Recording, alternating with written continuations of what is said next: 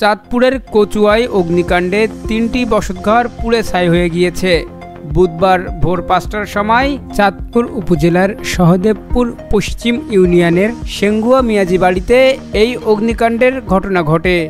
এতে নগদ টাকাসহ প্রায় 12 লক্ষ টাকার ক্ষতিসাধন হয়েছে বলে দাবি করেন ভুক্তভোগী পরিবারগুলো।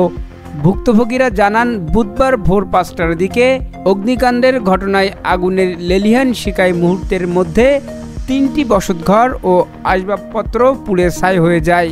খবর পেয়ে কচুয়া ফায়ার সার্ভিস ঘটনাস্থলে পৌঁছানোর আগেই স্থানীয় এলাকাবাসী আগুন নিয়ন্ত্রণে আনতে সক্ষম হয়।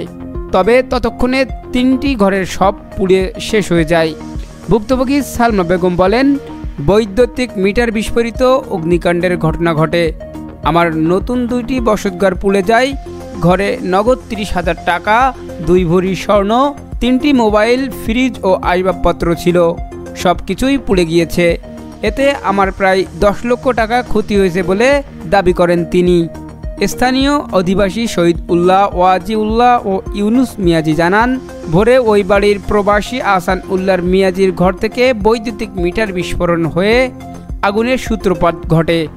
কিছু বুঝে ওঠার আগেই মুহূর্তের মধ্যে সালমা বেগমের 2টি বসতঘর ও পার্শ্ববর্তী মিজানের 1টি ঘর সহ মোট 3টি ঘর আগুনে পুড়ে যায়। এ সময় ঘরগুলোতে থাকা লোকজন দ্রুত বের হয়ে আসায় কোনো হতাহতের ঘটনা ঘটেনি। স্থানীয় ইউপি সদস্য মোহাম্মদ আলাউদ্দিন জানান, অগ্নিকাণ্ডের খবর পেয়ে ঘটনাস্থলে গিয়ে খোঁজখবর নিয়েছি।